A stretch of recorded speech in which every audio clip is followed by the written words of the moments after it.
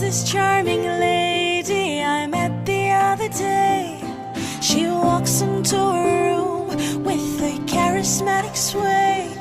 She opens up her mouth and the place begins to glow. 'Cause when her words start pouring out, they gush out in a flow. I know her as a mother and I know her as a friend. The kind of grace she carries from a source that never ends. But here's a little secret, no, she wasn't born this way. She chose her path and stayed with it, and here she is today. Takes only one step to be who you want to be, and shine, and shine. It only takes you one step to be who you want to be, and shine, and shine. Intentionally woman. Ooh, ooh. Intentionally woman. Ooh, ooh.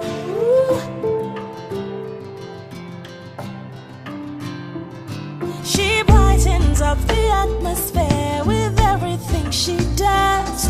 A daughter of the Most High King, an oracle of love. No mountain high or valley low can make her change her course. Her eyes are set upon the prize, and there would be no loss. Oh, she is a revelation, a plethora of ideas. And as her age increases, she is flourishing in years. Oh, flash of eyes, a warm embrace that only she can give. This life that she's been given, she has made a choice to live. Takes only one step to be who you want to be, and shine, and shine. It only takes you one step to be who you want to be, and shine, and shine. Intentionally woman. They say no finger is equal. Life's not a bed of roses. Not everyone will win. Somebody's got to lose. Who told you this is who you are? Why believe that this is where you fall? Rise up, you need to take your own life in your hands. Takes only one step to be who you want to be, and shine, and shine. It only takes you one step to be who you want to be, and shine. Just need one step. You only need one. Takes only one step to be who you want to be, and shine. One step. And shine. You only need one. It only takes you one step to be who you want to be, and shine. Shine, and shine. Intentionally woman.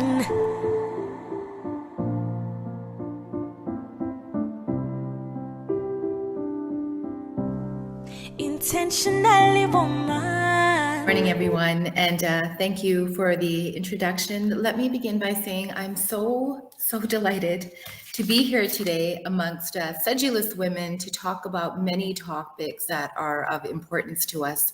And I have to say that I really enjoyed the song, Intentionally Women. I was singing along and I looked up the lyrics, and that song itself and the lyrics are such a blueprint for life. And I think it's something that you can listen to on a regular basis and just be reminded about how important it is that you all shine.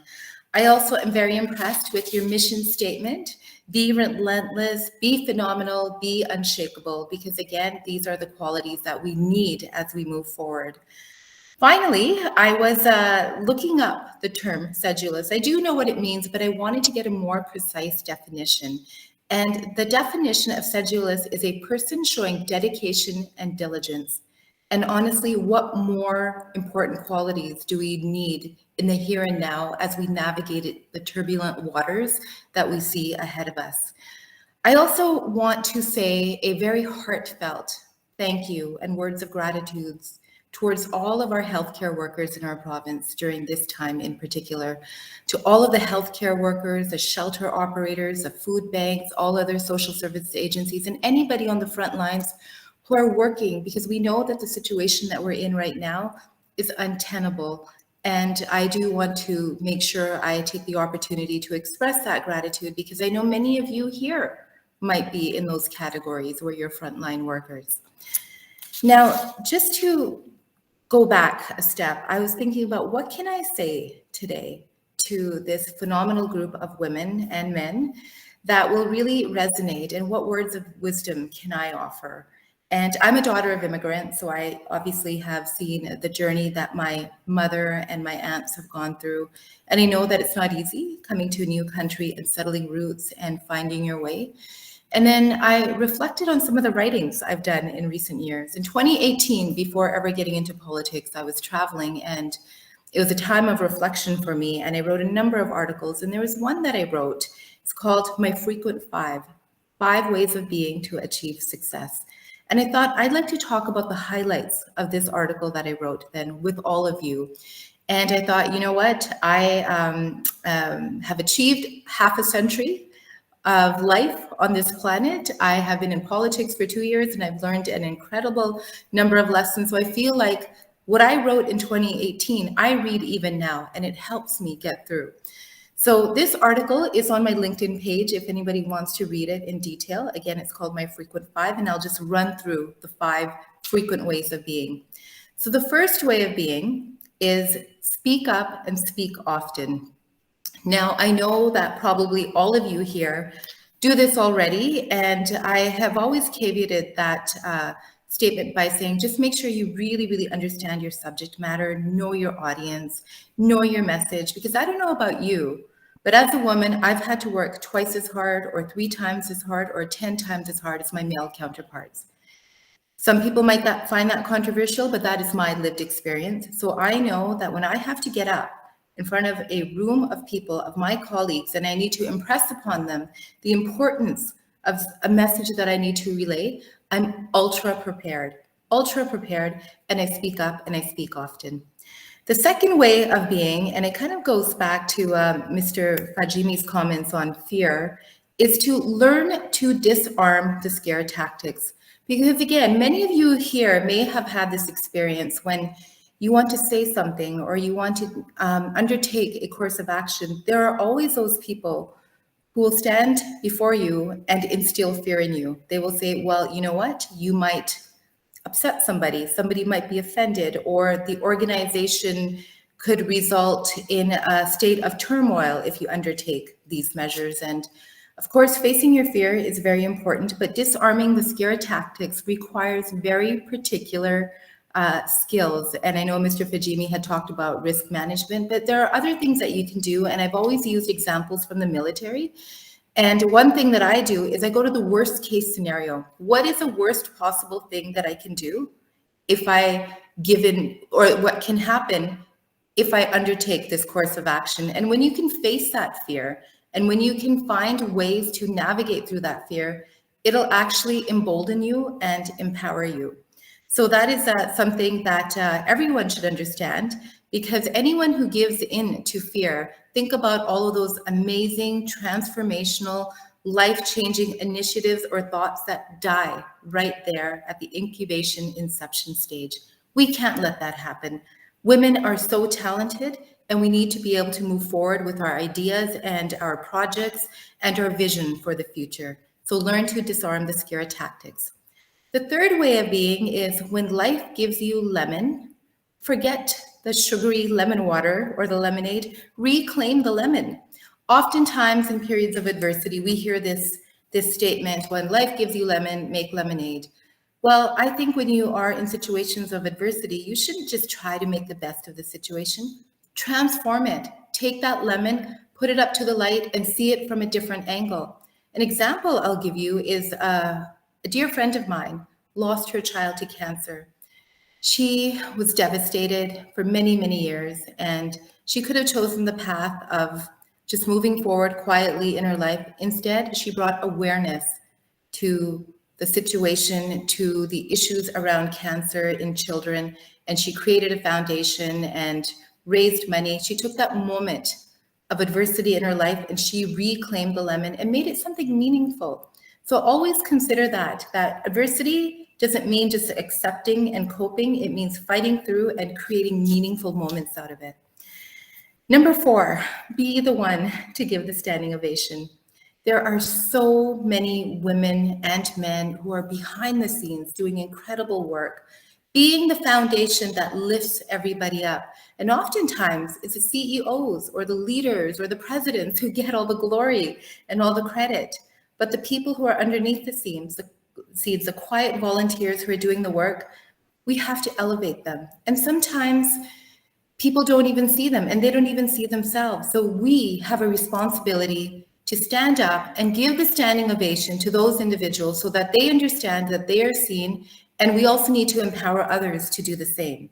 It's so important. And I know that in my career, I have always looked beyond the higher levels and the hierarchies down to the lower and the middle to see who are the critical people out there who are just doing things not to be seen, but because it is a right thing to do. Let's elevate those people, let's empower them, and let's ensure that they can shine as well. And related to this, also avoid the groupthink. I have been in moments, and even recently, where people will give up to give, everybody will stand up because everybody else is doing it, to give a standing ovation for something that is not appropriate. Always resist that. You should never be standing up for instances or events that are not right and are not appropriate, because that is a time for reflection. That is the time to understand what went wrong and how to do better. It's very easy to give in and give accolades to a situation that doesn't deserve accolades because everyone around you is doing it. But there's more power in quiet strength and resisting and being true to yourself and demonstrating integrity, because that one person who shows resistance will get everybody around them to think, why? Is what we're standing for right now the right thing? Should we be looking into this further? That's a little bit deep, but I just wanted to say that as well about the power of standing up and giving an ovation and the power of not standing up when the ovation is not warranted.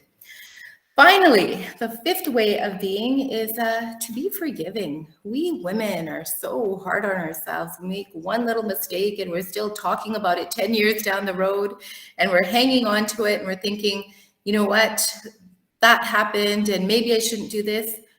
Be forgiving. Our past mistakes do not define who we are and how we move forward. Be forgiving of yourself and be forgiving of the people around you as well, because we have so many important jobs to do. This pandemic has hit women disproportionately hard in terms of job loss, in terms of extra responsibilities at home, double shift, triple shift, the shadow pandemic, rates of domestic violence, mental health impacts. We have a lot of work to do as we go ahead. All of you are leaders here. So if you're hanging on to anything that is holding you back or making you feel like you're not enough, let it go right now, right this second. That is all that I have to share with all of you today. I may have gone over time, but I'm very clearly passionate about these topics. I'm a strong, staunch advocate for women and for women's success. And I say to all of you today, please don't hesitate to reach out to me if you ever need my assistance, or if I can ever be of service in any way. I'm here for you. I'm your girl. Thank you very much, everybody. Thank you.